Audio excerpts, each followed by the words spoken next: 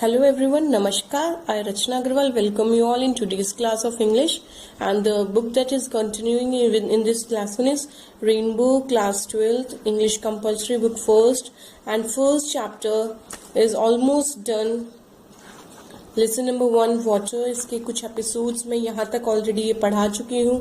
I hope आपने ये videos देखे होंगे. सो आपने नहीं देखे तो आई रिक्वेस्ट आप वो वीडियोस देखें. उसके बाद हम आज यहाँ से शुरू करने वाले हैं ये paragraph.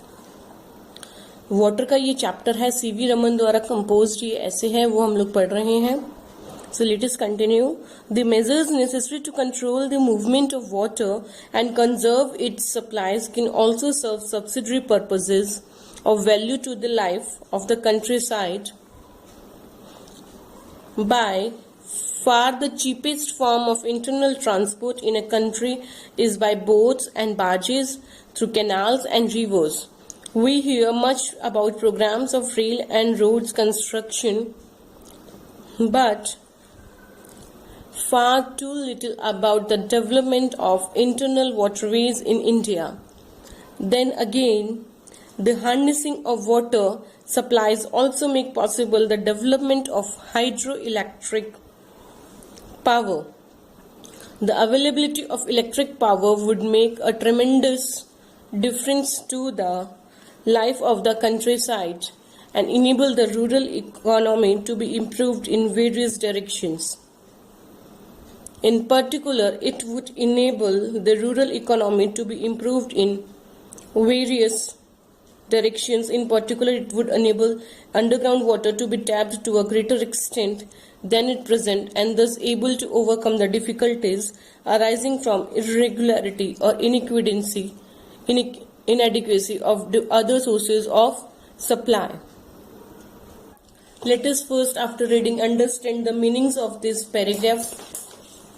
The very first word, that is measures. Measures का मतलब होता है ways या कदम. आई होप आप अपने बुक में या नोटबुक में नोट कर रहे होंगे जो वर्ड मीनिंग्स में आपको गाइड कर रही हूँ.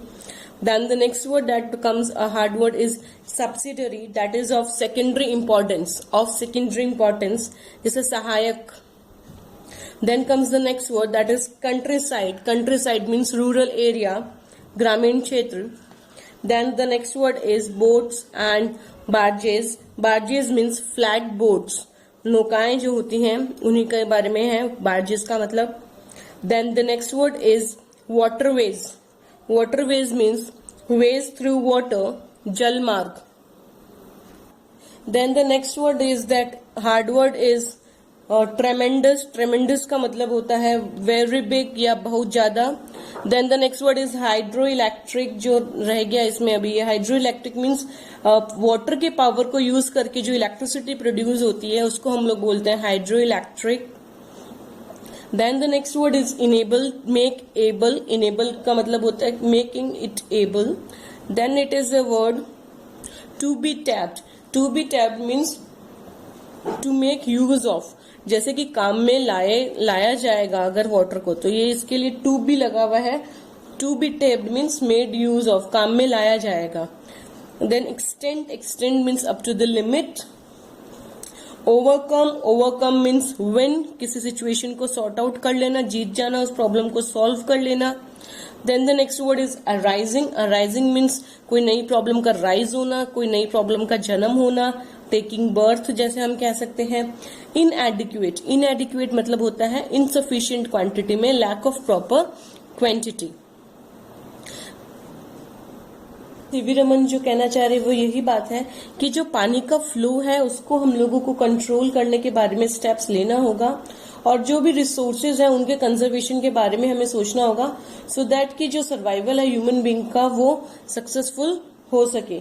अगर हिंदी में इसको हम लोग अगर समझना चाहें तो इस तरीके से होता है कि पानी के जो फ्लो है उसको कंट्रोल करना है, उसके स्टेप्स को हमें कंट्रोल करना है, और जो भी रिसोर्सेज हैं उनको कंजर्व करना है, और सप्लाईज जो है subsidiary purpose to the value और to the life of the country side.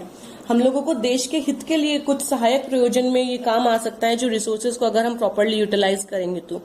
By far the cheapest, यहाँ पे ये बताया, इस लाइन में ये बताया है कि देश का जो भी ट्रांसपोर्टेशन है, इंटरनल जो भी ट्रांसपोर्टेशन है वो सबसे सस्ता साधन हो सकता है बोट्स या बार्जेस, जो नौकाएं होती हैं जो कैनाल्स और रिवर्स में फ्लो करती हैं, वो नहरों और नदियों में चलने वाली जो बोट्स और बार्जेस हो सकती हैं, वो एक इंटरनल ट्रांसपोर्ट जो होता है वो चीपेस्ट फॉर्म ऑफ ट्रांसपोर्टेशन हो सकता है।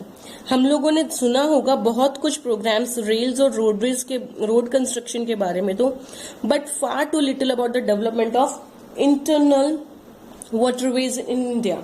हम रेलवेज और सड़क कंस्ट्रक्शन के बारे में जो प्लान्स प्रोग्राम्स बनते हैं उनके बारे में तो काफी कुछ प्रोग्राम्स हम लोगों को सुनने को मिल जाते हैं, बट स्टिल इन इंडिया जो इंटरनल वाटरवेज है, हमारा जो वाटर के थ्रू जो वेज होते हैं उनके डेवलपमेंट के बारे में हम लोगों को बहुत कम सुनने को मिलता है।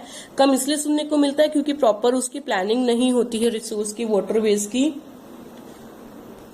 एंड देन फिर इसमें बताया गया कि वाटर रिसोर्सेज को अगर हम लोग हाइड्रो इलेक्ट्रिक पावर में भी यूज करना चाहें, उसका बेस्ट पॉसिबल यूज करना चाहें, तो भी हम लोगों को काम पॉसिबल हो सकता है, इट कैन मेक पॉसिबल।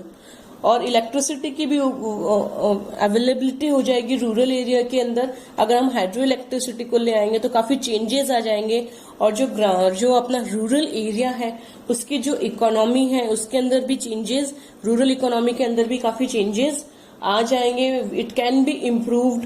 तो ये बताया है इसके अंदर कि पर्टिकुलरली विशेष रूप से अगर हम मानते हैं कि जो भी हमारा अंडरग्राउंड वाटर है, जो धरती के नीचे का जो अंडरग्राउंड पानी होता है, उसको अगर हम लोग कहीं ना कहीं प्रॉपरली यूज करें, प्रॉपरली अधिक से अधिक मैक्सिमम यूटिलाइज करें, तो we can have good water sources. अगर उसको हम लोग यूज करने लगे तो जो सप्लाईज हैं वो इरेगुलर और इनएडिक्वेट जो है वो जो प्रॉब्लम है वो भी सॉल्व हो सकती है अगर हम अंडरग्राउंड वाटर को प्रॉपरली यूटिलाइज करते हैं। तो in one sense water is the commonest of liquids, in another sense it is the most uncommon of liquids with amazing properties which are responsible for its unique power of maintaining animal and plant life.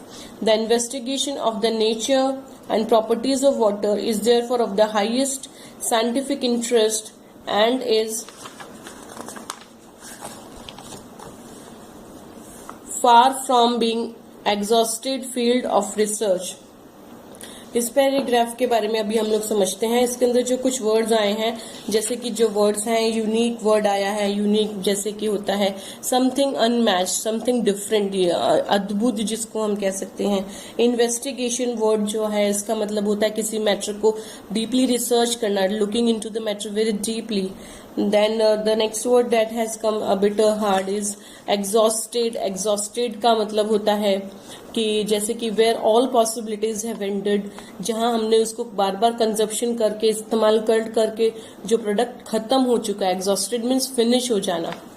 Now let us understand this paragraph. C V Raman wants to say कि ये पानी जो है अगर हम one sense, इसके two senses को उन्होंने मेंशन किया है। अगर वन सेंस हम लेते हैं तो water is the commonest of all liquids.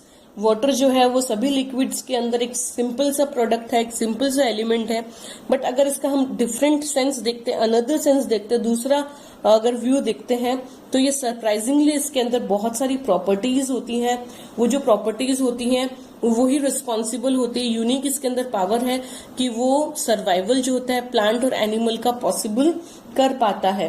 ये वाटर ही है जिसके अंदर बहुत अमेजिंग प्रॉपर्टीज हैं, यूनिक पावर्स हैं, जिसकी वजह से एनिमल्स और प्लांट्स का सर्वाइवल जो है वो इजी हो पाता है। दैट इज वाई इन्वेस्टिगेशन इसके ऊपर की जा रही है बराबर। और पानी की जो नेचर है, जो पानी की प्रॉपर्टीज है, उसके ऊपर कंटिन्यूअसली साइंटिफिक रिसर्चेज की जा रही हैं। और ये माना जा रहा है कि अभी ये टॉपिक के ऊपर रिसर्चेज होनी बाकी है। It's too far to being exhausted. ये जो फील्ड है, रिसर्च का फील्ड है, ये अभी बहुत दूर है। फार बीइंग एन एग्जॉस्टेड फील्ड, तो दूर है अभी एग्जॉस्ट होने के। इसलिए means it's a current topic, इसके ऊपर साइंटिफिक इंटरेस्ट और रिसर्च अभी कंटिन्यू है। बेसिकली सीवी रमन ने इस पैराग्राफ में जो कहा है वो यही बात है कि वाटर जो है अपनी प्रॉपर्टीज की वजह से जाना जाता है. All humans, animals, plants have substantial quantity of water in their bodies. और पूरे चैप्टर के अंदर भी उन्होंने ये सब बातें मेंशन की है कि no physiological activities are possible without water. Water is essential for all types of life to survive. Life on earth would not be even imagined without water. Water has always played a significant role in shaping the course of the earth's history. It is one of the commonest liquid, but it has some uncommon virtue, and because of that uncommon or unique virtue, amazing properties, it is responsible for its power to maintain life on earth, maintaining life of animals, plant and human beings on this beautiful earth. Therefore, writer says that scientific research must address these properties of water more and more. Scientific researches और की जानी चाहिए इस पानी के ऊपर more and more. So ये chapter यहाँ पे कंप्लीट हुआ. It's been completed along with its proper and right description, explanation and word meanings. I hope आप लोगों को समझ में आया होगा. If you like the video, please like, subscribe करना ना भूलें. Thank you.